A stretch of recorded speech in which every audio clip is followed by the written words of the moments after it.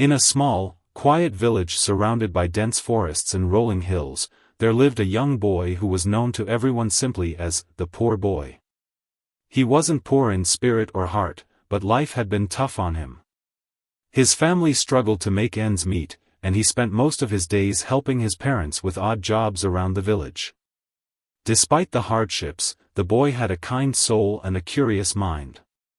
He loved exploring the woods, observing nature, and dreaming of a life beyond the village. One sunny afternoon, the boy decided to venture deeper into the forest than he ever had before.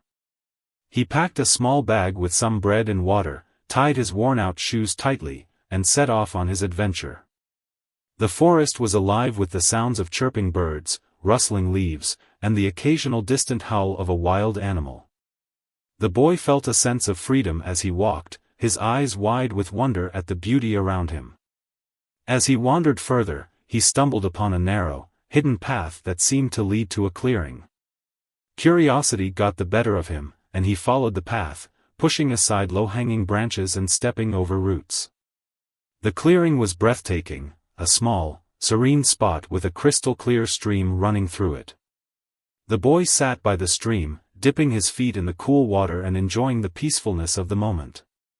But his peace was short-lived. A sudden rustling in the bushes nearby caught his attention. At first, he thought it might be a deer or a rabbit, but the sound was too heavy for that. He stood up slowly, his heart pounding, and peered into the bushes. To his shock, he saw a man lying on the ground, his face pale and sweaty. The man was dressed in expensive-looking clothes, but what really caught the boy's eye was the large, venomous snake coiled just a few feet away from him, its hood flared and its eyes locked on the man. The boy froze for a moment, his mind racing. He had heard stories about snakes like this, deadly and quick. He knew he had to act fast. Without thinking twice, he grabbed a long, sturdy stick from the ground and slowly approached the snake, trying not to make any sudden movements. The snake hissed, its tongue flicking in and out, but the boy stayed focused. He knew he had only one chance. With a quick, precise movement, he used the stick to pin the snake's head to the ground. The snake thrashed violently, but the boy held on tightly, his hands trembling. He reached for a large rock nearby and, with all his strength, brought it down on the snake's head. The struggle was over in seconds, but it felt like an eternity to the boy. He stood there, breathing heavily, his heart still racing. Once he was sure the snake was dead, the boy turned his attention to the man. He knelt beside him and gently shook his shoulder. "Sir, are you okay?" he asked, his voice filled with concern. The man groaned, his eyes fluttering open. He looked around, confused, and then his gaze landed on the dead snake. Realization dawned on his face, and he looked at the boy with a mixture of gratitude and disbelief. You saved me," the man said weakly, his voice barely above a whisper. The boy nodded, still trying to catch his breath.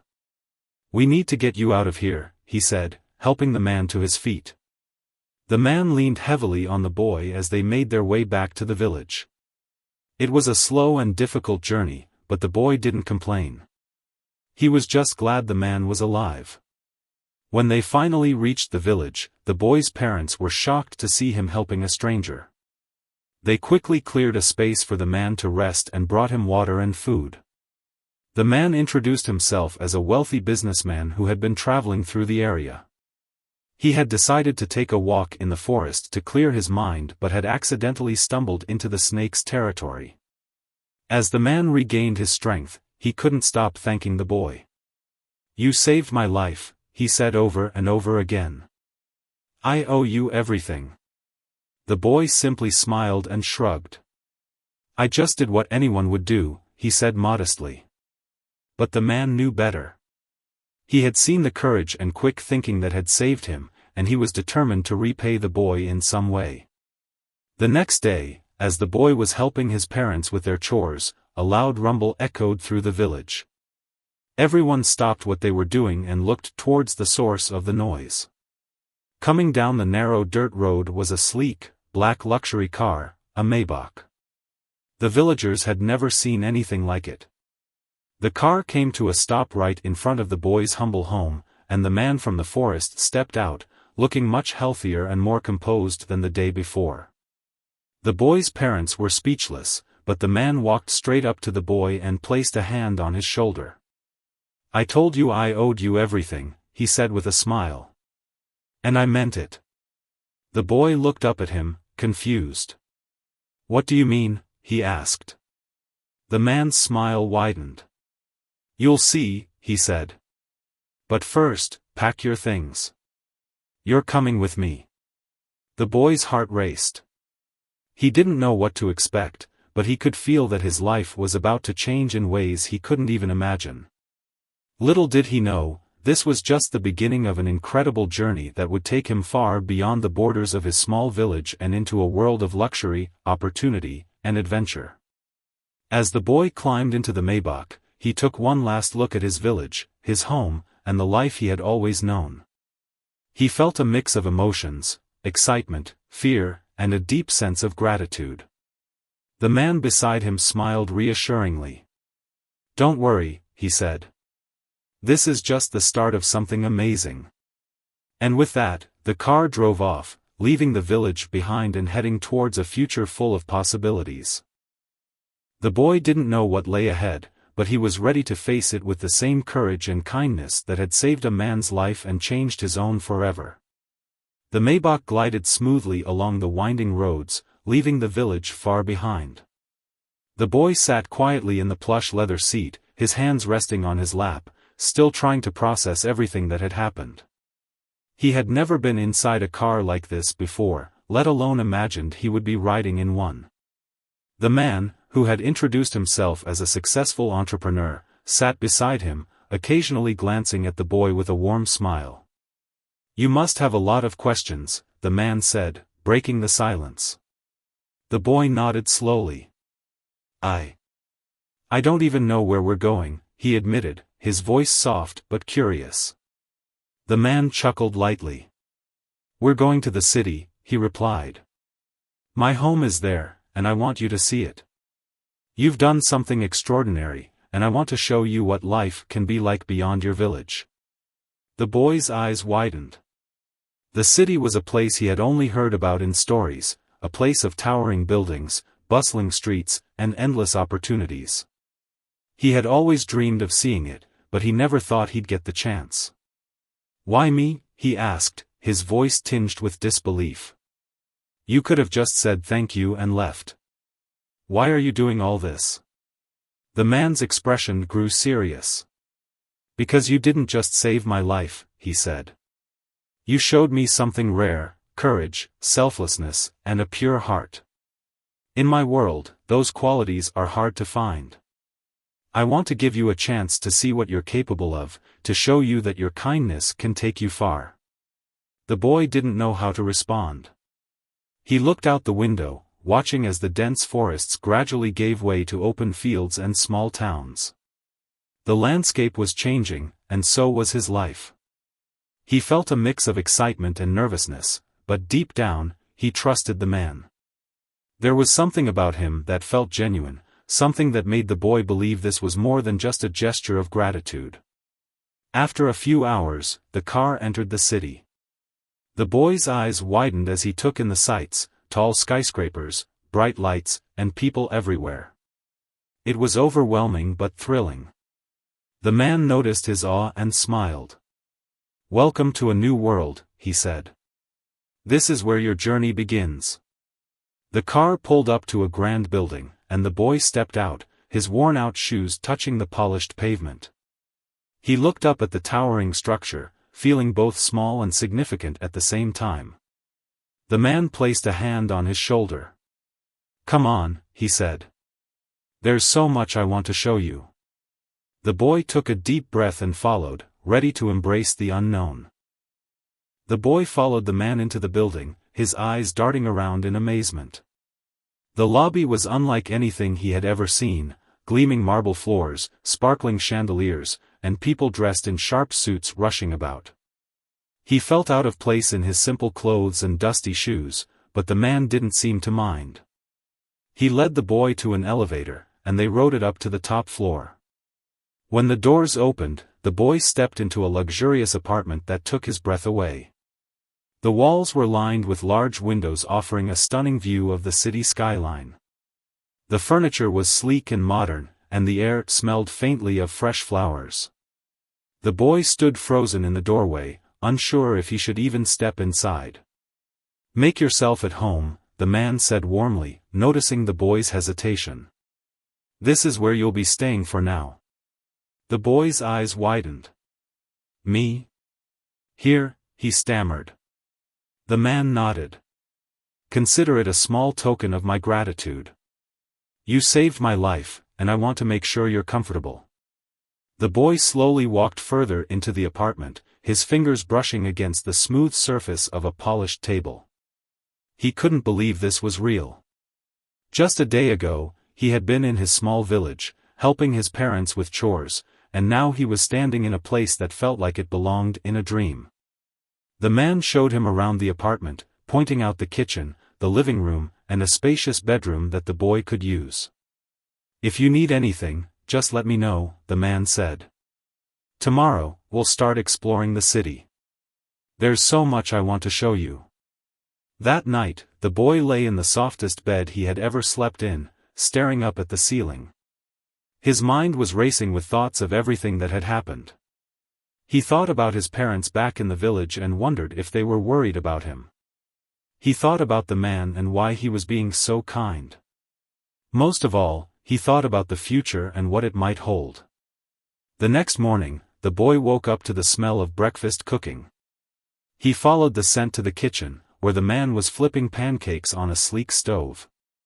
"Good morning," the man greeted him with a smile. "I hope you're hungry." The boy nodded, still feeling a bit shy. They sat down to eat, and the man began to tell the boy about his plans for the day. "First, we'll get you some new clothes," the man said. "Then, we'll visit some of the city's most famous landmarks." "How does that sound?" The boy's eyes lit up with excitement. "It sounds amazing," he replied. As they finished breakfast, the boy felt a sense of anticipation building inside him. He didn't know what the day would bring, but he was ready to embrace it. For the first time in his life, he felt like anything was possible. After breakfast, the man took the boy to a high-end clothing store in the heart of the city. The boy had never seen so many clothes in one place. Racks of shirts, pants, jackets, and shoes lined the walls, all in colors and styles he couldn't have imagined. The store was quiet and elegant, with soft music playing in the background. The boy felt out of place in his old, worn-out clothes, but the man reassured him with a smile. "Pick whatever you like," the man said. "This is your chance to start fresh." The boy hesitated at first, unsure of what to choose. He had never had the luxury of picking out new clothes before. The store staff, noticing his uncertainty, stepped in to help. They guided him through the store, suggesting outfits that would suit him. The boy tried on a few things, and when he looked in the mirror, he barely recognized himself. The clothes fit perfectly, and for the first time, he felt a sense of confidence he hadn't known before. Once they were done shopping, the man took the boy to a nearby park, one of the city's most famous landmarks. The park was a sprawling green oasis in the middle of the bustling city, with tall trees, colorful flowers, and a large fountain at its center. People were walking, jogging, and sitting on benches, enjoying the peaceful atmosphere. The boy couldn't believe how different this was from the forests back home. It was nature, but in a way he had never seen before. As they walked through the park, the man pointed out different landmarks and shared stories about the city's history. The boy listened intently, soaking in every word. He was fascinated by the man's knowledge and the way he spoke about the city with such passion. It made him see the place in a whole new light, not just as a collection of buildings and streets, but as a living, breathing entity with its own story. After the park, they visited a towering skyscraper with an observation deck at the top. The boy's heart raced as they rode the elevator up, and when they stepped out onto the deck, he was speechless. The view was breathtaking, the entire city stretched out before him, a sea of lights and movement. He could see the park they had just visited, the streets filled with cars and people, and in the distance, the outline of the mountains he had once called home. "This is your world now," the man said, standing beside him. "You can be anything you want to be, go anywhere you want to go. All you need is the courage to take the first step." The boy didn't say anything, but he felt a spark of determination ignite within him. For the first time, he allowed himself to dream, not just of survival, but of a life filled with possibilities. And as he stood there, looking out at the city, he knew that his journey was only just beginning. The days that followed were a whirlwind of new experiences for the boy. The man took him to museums, art galleries, and even a grand theater where they watched a live performance. Each place opened the boy's eyes to a world he had never known existed. He was fascinated by the art, the music, and the stories behind every painting and sculpture. The man explained the significance of each piece, and the boy listened with rapt attention, eager to learn. One afternoon, the man took the boy to a bustling market in the city. It was a stark contrast to the quiet, orderly stores they had visited earlier. The market was alive with energy, vendors shouting, people bargaining, and the air filled with the aroma of spices and street food.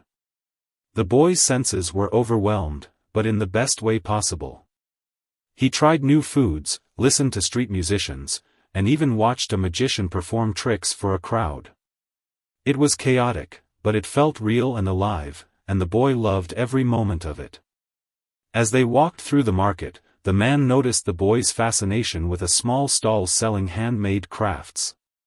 The boy picked up a wooden carving of a bird, examining it closely.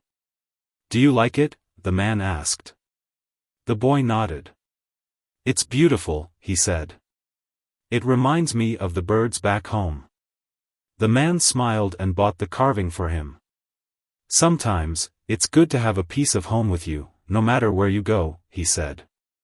That evening, as they returned to the apartment, the man sat down with the boy and asked him a question that had been on his mind.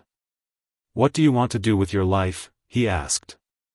"Now that you've seen a bit of the world, what dreams do you have?" The boy thought for a moment. He had never been asked that question before. Back in the village, life was about survival, helping his parents, doing chores, and getting by day to day. But now, he realized, he had choices. He could dream bigger. "I want to learn," the boy said finally. "I want to understand the world, to see more places, and to help people, like you helped me."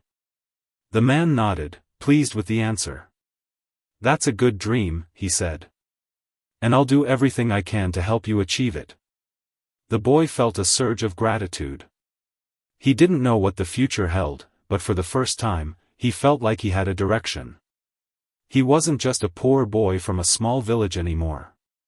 He was someone with dreams, someone who could make a difference. And as he looked at the wooden bird carving in his hands, he knew that no matter where life took him, he would always carry a piece of his roots with him. The next morning, the man surprised the boy with a visit to a prestigious school in the city. The school was unlike anything the boy had ever seen, a sprawling campus with modern buildings, lush gardens, and students bustling about with books and laughter. The man had arranged a meeting with the principal, a kind woman who greeted them warmly and gave them a tour of the facility. As they walked through the halls, the boy couldn't help but feel a mix of awe and nervousness. The classrooms were equipped with the latest technology, the library was filled with rows upon rows of books, and the laboratories looked like something out of a science fiction movie. The principal explained the various programs the school offered, from academics to sports to the arts. The boy listened intently, his mind racing with possibilities. "This could be your new school," the man said, turning to the boy. "If you're willing to work hard, you can study here and build a future for yourself." The boy's eyes widened. "Me? Study here?" he asked, his voice filled with disbelief. The man nodded. "You have a sharp mind and a kind heart. With the right education, you can achieve anything. The boy felt a lump in his throat. He had always loved learning, but in his village, education was a luxury few could afford. The thought of attending a school like this was overwhelming, but also incredibly exciting. I don't know what to say," he stammered. The man placed a hand on his shoulder. "You don't have to say anything right now. Just think about it. This is your chance to create the life you've always dreamed of." After the tour, they sat down in the principal's office to discuss the details. The man offered to cover all the expenses, from tuition to books to uniforms. The boy listened quietly, his mind still processing everything. He thought about his parents back in the village and wondered what they would say. He knew they would want him to take this opportunity, but he also felt a pang of guilt for leaving them behind. As they left the school, the boy turned to the man. "Thank you," he said, his voice filled with emotion. "For everything. I don't know how I'll ever repay you." The man smiled. "You don't have to repay me," he said. "Just promise me one thing, that you'll work hard and never give up on your dreams." The boy nodded, his determination growing stronger. He knew this was a turning point in his life, a chance to break free from the limitations of his past and build a brighter future. As they drove back to the apartment, he looked out the window at the city, feeling a sense of hope and purpose he had never felt before. He was ready to take the next step, no matter how challenging it might be. The boy spent the next few days preparing for his new life. The man took him shopping for school supplies, uniforms, and everything he would need to start his studies. The boy was amazed by the man's generosity, but he also felt a growing sense of responsibility. He didn't want to let the man down, and he was determined to make the most of this opportunity. One evening, as they sat in the apartment, the boy finally worked up the courage to ask the man a question that had been on his mind. "Why are you doing all this for me?" he asked. "You've already done so much. I don't understand why you're going so far to help me." The man leaned back in his chair, a thoughtful expression on his face. "When I was younger," he began, "I was in a similar situation. I came from a small village, just like you. I had big dreams, but no one to guide me or show me the way. I worked hard, made mistakes, and eventually found success, but it wasn't easy. When you saved my life, I saw something in you, a spark, a potential that reminded me of myself. I wanted to give you the guidance I never had, to help you avoid the struggles I went through." The boy listened quietly, his heart swelling with gratitude. He had never thought about the man's past or what might have motivated him to be so kind. "I won't let you down," the boy said firmly. "I'll work hard and make you proud." The man smiled. "I know you will," he said. "But remember, success isn't just about working hard. It's about staying true to who you are, about never forgetting where you came from. No matter how far you go, always keep that kindness and humility in your heart." The boy nodded, taking the man's words to heart. He knew this was more than just a chance at a better education, it was a chance to become the best version of himself. The night before his first day of school, the boy couldn't sleep. He lay in bed, staring at the ceiling, his mind racing with thoughts of what the next day would bring. He thought about his parents, his village, and the life he had left behind. He missed them, but he also knew this was where he needed to be. The next morning, the man drove him to school. As they pulled up to the gates, the boy took a deep breath, trying to calm his nerves. "You'll do great," the man said, giving him an encouraging smile. The boy nodded, grabbed his bag, and stepped out of the car. He walked through the gates, ready to face the challenges and opportunities that lay ahead. This was his chance to start anew, and he was determined to make the most of it. The boy's first day at school was a mix of excitement and nervousness.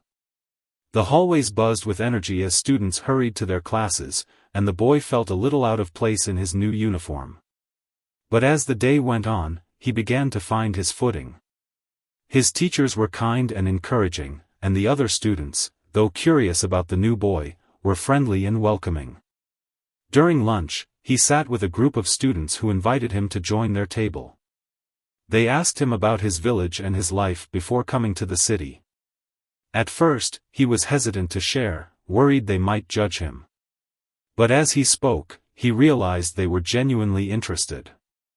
They listened with wide eyes as he told them about the forests, the streams, and the simple life he had left behind. In return, they shared stories about growing up in the city, and the boy felt a sense of connection he hadn't expected. As the weeks turned into months, the boy began to thrive. He worked hard in his classes, soaking up knowledge like a sponge. He discovered a passion for science and spent hours in the school's laboratory, conducting experiments and asking questions. His teachers noticed his dedication and encouraged him to pursue his interests. Outside of academics, he joined the school's debate team, where he learned to express his thoughts confidently and articulate his ideas. The man continued to support him, attending parent-teacher meetings and cheering him on at school events. He became more than just a benefactor, he was a mentor and a friend. The boy often thought about how different his life would have been if he hadn't ventured into the forest that day. It was a reminder of how one moment of courage could change everything. One evening, as they sat on the balcony of the apartment, the boy turned to the man. "I've been thinking," he said. "When I'm older, I want to help others, just like you helped me. Maybe I can build schools or create opportunities for kids who don't have them." The man smiled, his eyes filled with pride. "That's a wonderful dream," he said. "And I have no doubt you'll achieve it." The boy looked out at the city, its lights twinkling like stars. He thought about his village, his parents, and the life he had left behind. He missed them, but he knew he was on the right path. He had been given a chance to dream, to grow, and to make a difference. And as he sat there, surrounded by the possibilities of the future, he felt a deep sense of gratitude, for the man who had believed in him, for the opportunities he had been given, and for the courage that had started it all.